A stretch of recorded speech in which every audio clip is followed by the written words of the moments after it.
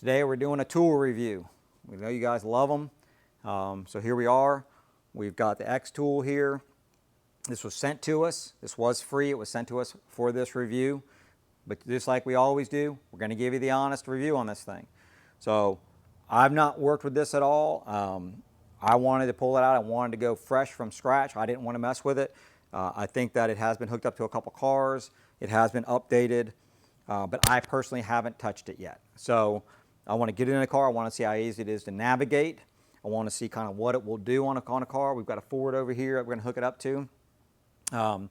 And we're going to do an honest review on this thing. So let's get into it.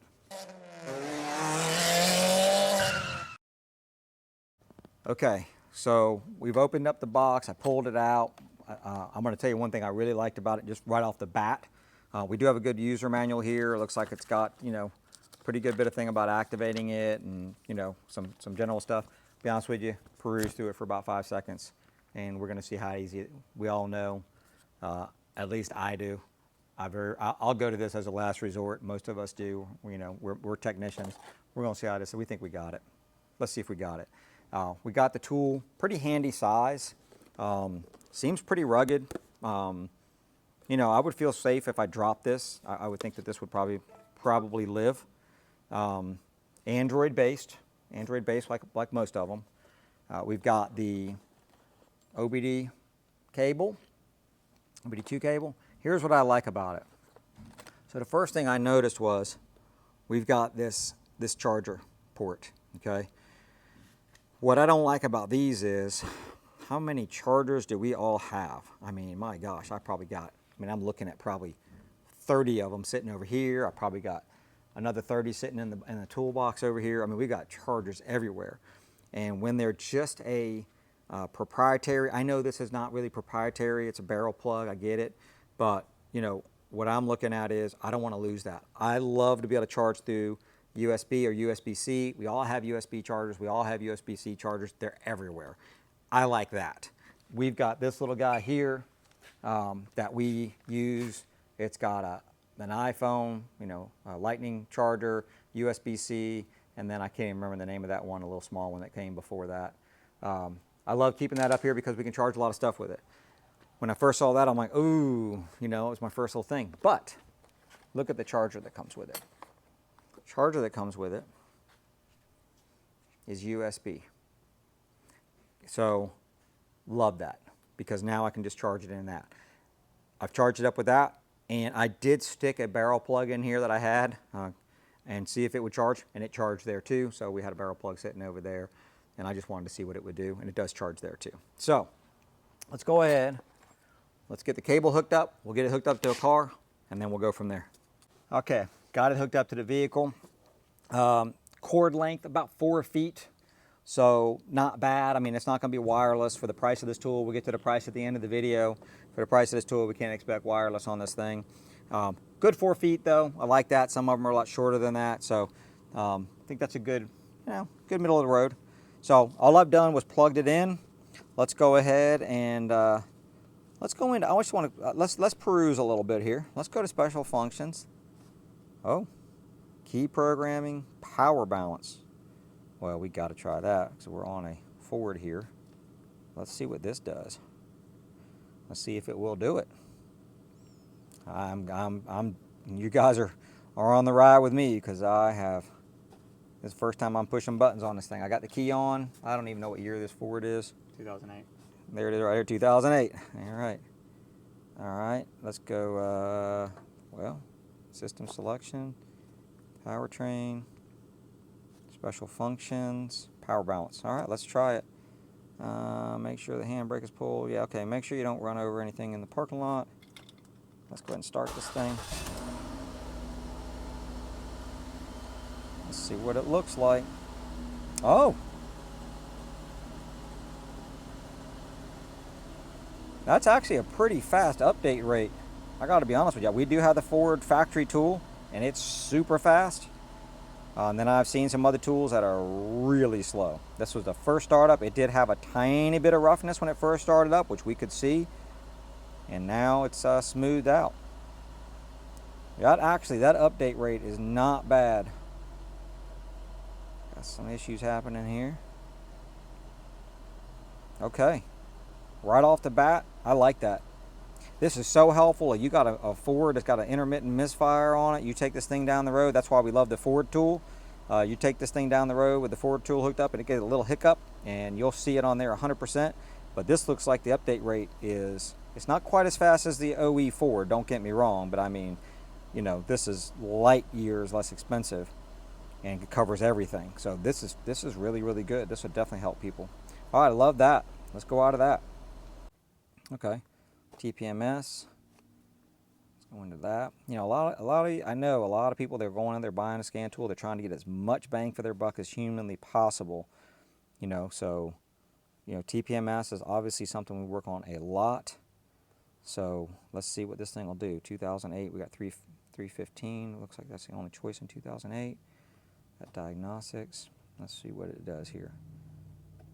I don't see this thing having the capability. Maybe it's got the capability of scanning a TPMS.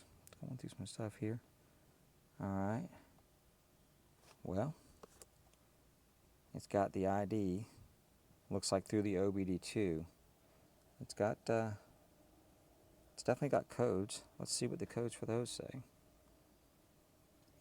Again, this is not something we're working on this car, but you know, TPMS codes are, you know, they never happen on anything today. Let's see what's. I've got a lot of stuff happening in the car. Like, okay. All right, so we're into a body control of some type. So the driver's door is open right now. I don't know. That shouldn't still cause that to be.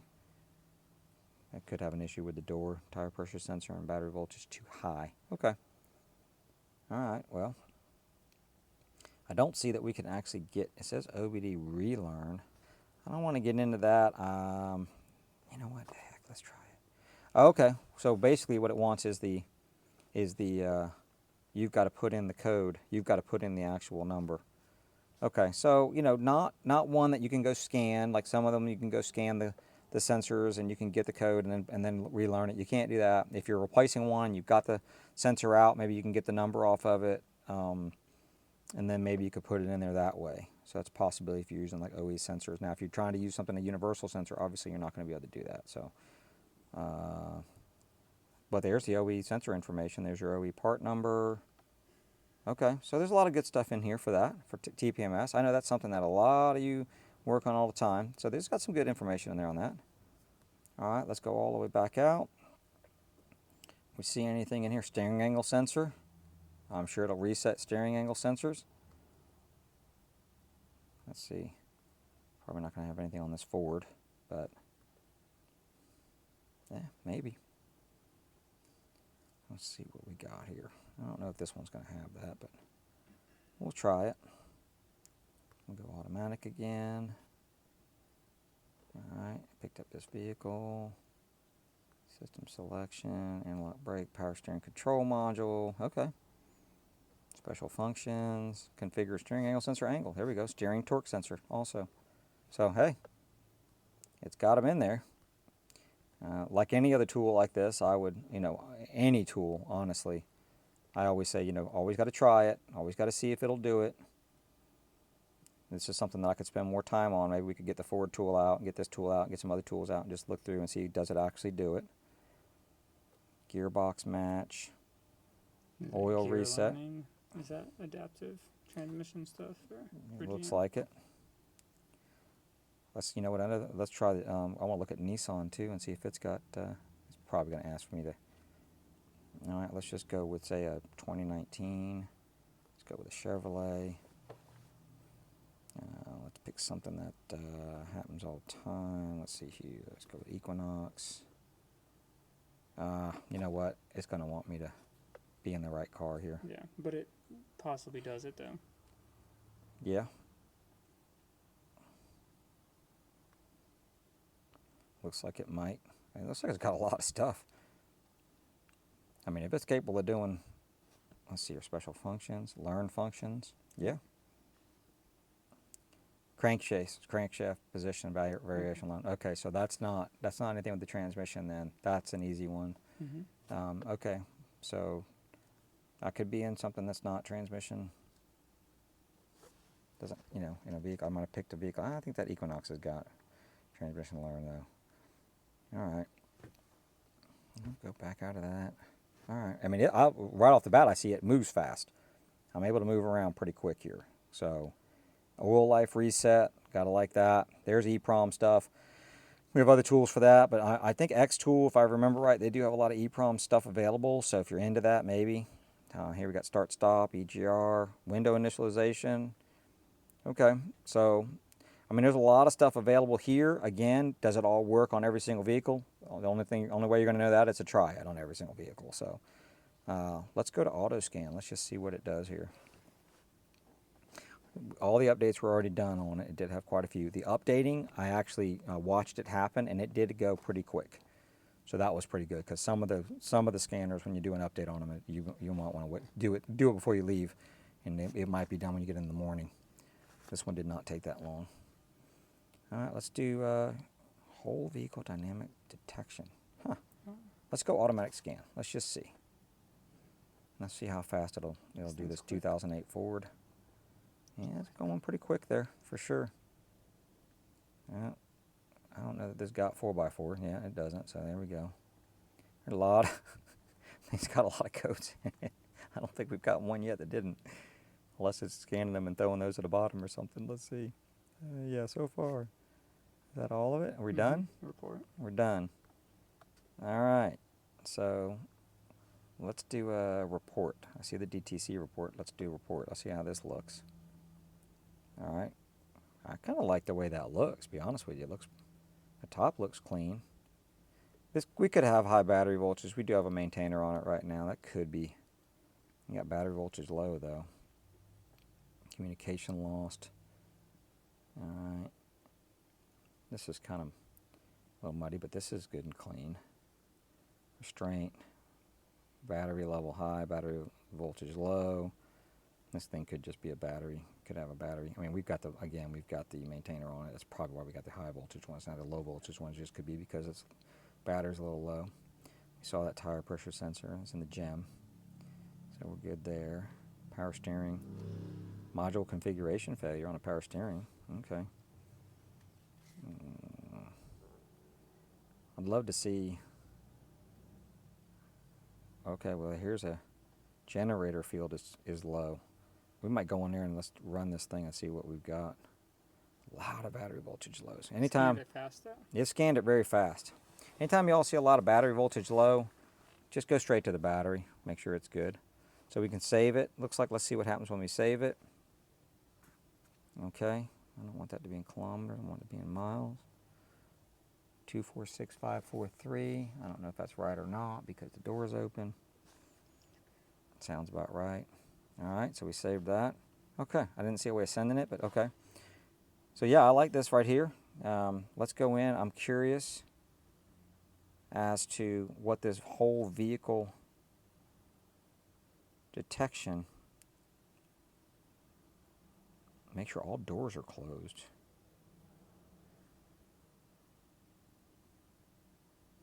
Front, rear wipers, mirrors, seats may be activated automatically. Instrument cluster, blue screen. You know, we're not going to do that. I'm not going to go out. I'm not going to do that on this car. Let's see what service says. Let's go powertrain. All right. Wall zero manually. Power balance. We saw that. We can reset the PCM. Tire pressure monitor. What's in the transmission here? Well, okay, remove transmission adaptive tables, halt transmission adaptive learning, resume transmission adaptive learning, okay, and the range sensor. Okay, so it looks like we can do adaptive learning on the transmission on this vehicle. Okay. And graphing and stuff like We're gonna go into that in just a minute. I want to see, yeah, we want to definitely go into I want to go into diagnosis. Let's go in. Let's go through this way. Let's see what it does. So basically, that's backed us out. Let's go into. We're going to go into OBD2 here in just a minute, but I want to see what it does on the factory side. As fast as that update was on that power balance, I'm thinking that this might be pretty good as far as. Let's just go to system selection. I want to go to powertrain. We already know what the ECUs are. Let's go live data. see how long it takes to get into this. I want to see if we can actually, okay. So we can custom. So yeah, we don't want to have 400 things when you guys are looking at data, because it's just going to slow it way, way down, and that's a lot of data. Wow. They got a lot of PIDs. All right, let's go to custom. Can't go to custom. Maybe if I pause it. Wait a minute. Let's do this. Let's get a couple things that I know we're going to change pretty quickly here. Let's do, I want to find, I know that's not going to change quick. We'll get it up there though. Actually, that's voltage. Let's do temperature. Oh, it's got two. Let's do commanded equivalency ratio. Bank 1 and bank 2. Let's do, we got vent valve, purge. All right, let's see. Fuel pump. Fuel pump has rail pressure.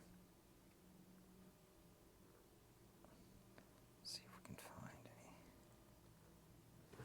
How many will it let you click?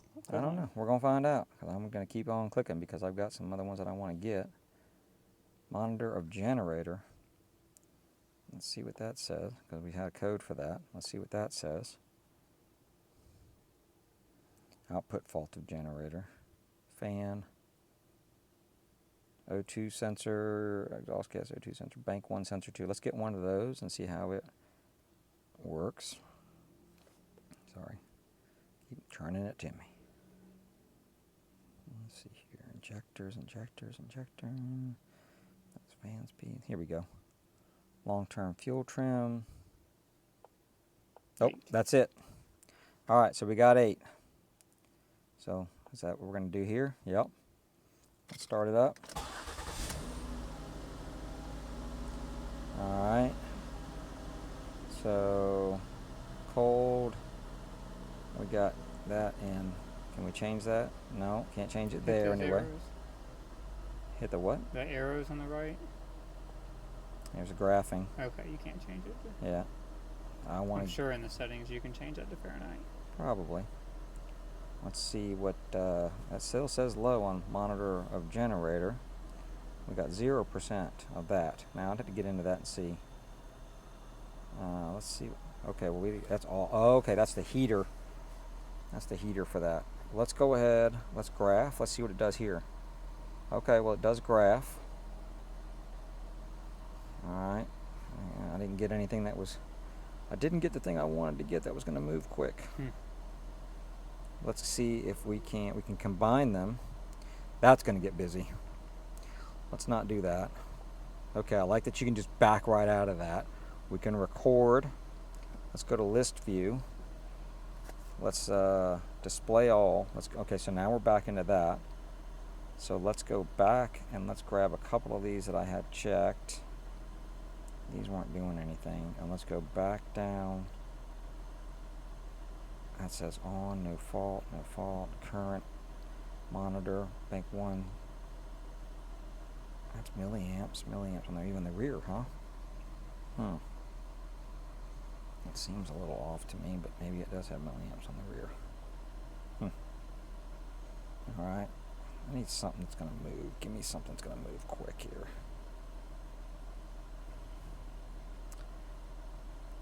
Long-term fuel trim.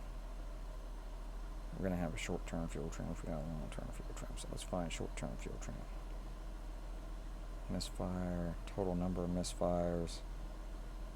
You know, bank 1 sensor 1. Here we go. Here's bank 1 sensor 1's voltage. And bank 1 sensor 2 voltage. Let's look at that one. That's it. That's it, isn't it? All right. Let's go ahead and go custom. And let's go graph them. Okay, let's get to those O2 sensors. All right, well those things are set way, that graph is way high. Let's go ahead and, is there a way, I wonder? Sorry guys, I'm just trying to get it where I can see it here. But so we can see that. I wonder if there's a way of, I don't see a way of changing the scale. So I want this to be 0 to 1. How can I change the scale, I wonder? Let's go list. Let's try it if we go in here and we just do that. No. Yeah. Oh, hang on. We can zoom in though. We can zoom in here.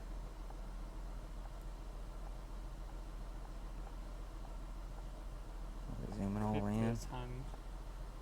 That's times 1, times 2, times 3, times 1. Okay, so we can only go 3 times. Alright, what is this doing? It just clears it out and starts it over again. Okay, what is this guy? 2, 3, okay. Oh, that's shortening it. That's shortening this. And then we can get these 3. Okay, alright, well, that's usable for sure. Now the only thing is, can we do that, you know, can we do that with multiples? So I want to graph them, but then I want to see that with multiples. Now I can't change it there. And it doesn't look like it's going to rescale. I was hoping it would rescale, but it's not doing that. Alright, I mean, definitely usable. It's definitely quick, 100%. It's fast. This thing, the update rate on this is very fast. I like the fact that with graphing you can only do 8. Yeah, we would like to do more, but you know what they're trying to do is they're trying to make sure that when they graph that they're able to do it quick. The more PIDs you put on the screen, the slower the update rate is, and then the more unusable the graph is going to be. So that's probably why they're limiting that. But this has got a pretty fast update rate. I like that.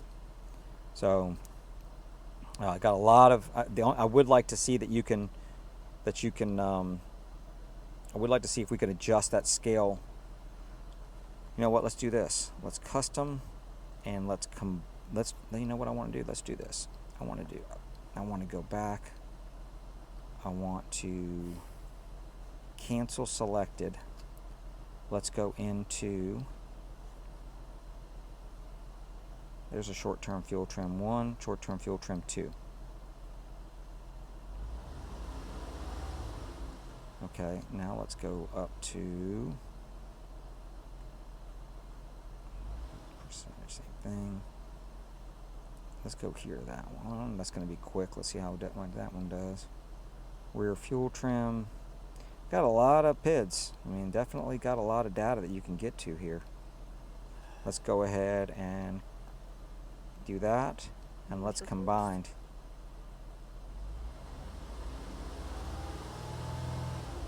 That's really fast. That's really fast. I like that. Okay. So I like I like the way this is working right here so far. On this one car, it looks pretty doggone good. Let's go in. Let's look and see what we've got here for on this one vehicle. What we've got. Well, we've got anti-lock brake. Looks like we've got all the modules in this vehicle. Let's go to instrument cluster without going into the other deal that we went into, and let's just see special functions. Oh, we got PATs in here.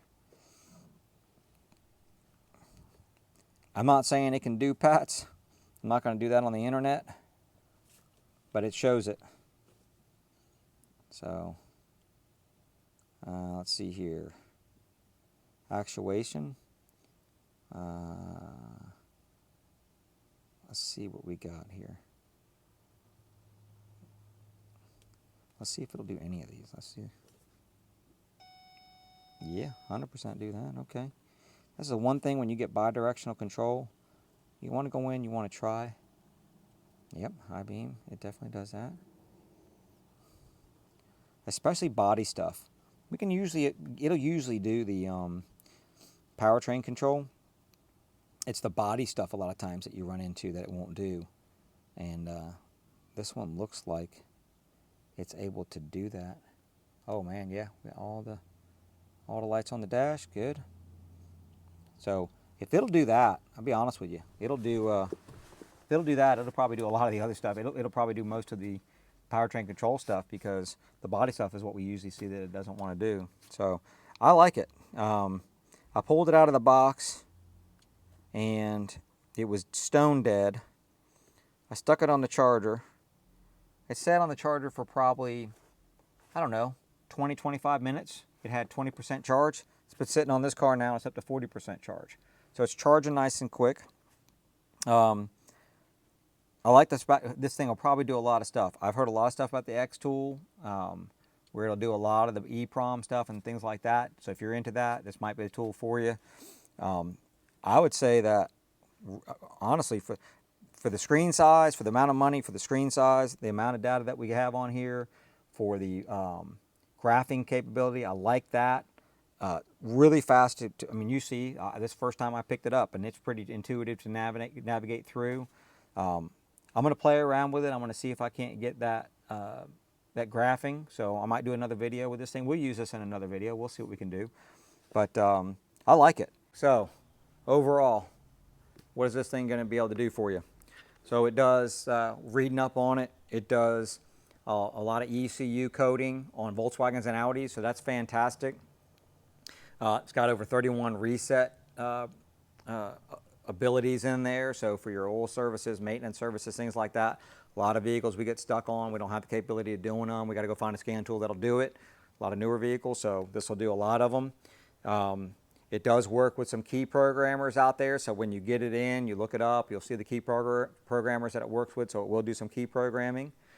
And I'll tell you what, I mean, it's got a 2-year warranty on it, and the price on it is $479.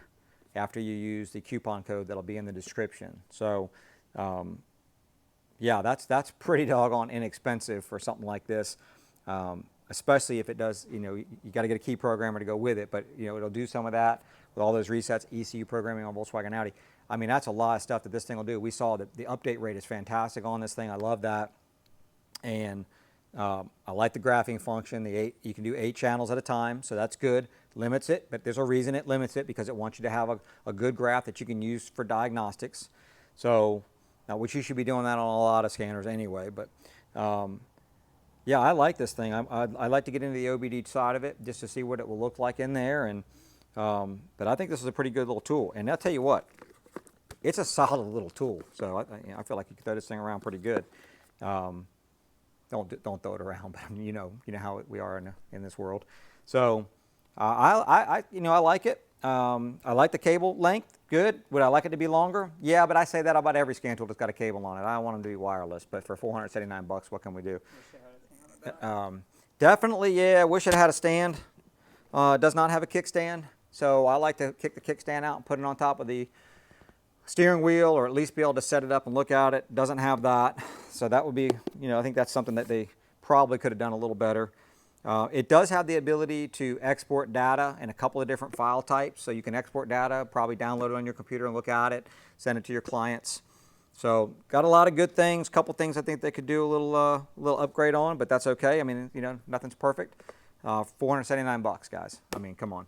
So if I was going to buy a scan tool, I wanted something that was pretty capable in that price range. Definitely would go with this. We will use it. We'll continue to use it, and we will give you feedback if we see some things that don't work out with it. We will 100% give you feedback on it. So if you get it, let us know, but hit that link below. We don't get any monetary payments for you buying it through us, but you're going to get a good discount code, and it lets them know that you did find them through us, so that does help the channel a little bit. So hey, hit that subscribe button, hit that notification bell, hit that like thumbs up, and we'll see you in the next one. Hopefully going to do another reviewing soon. See you in the next one.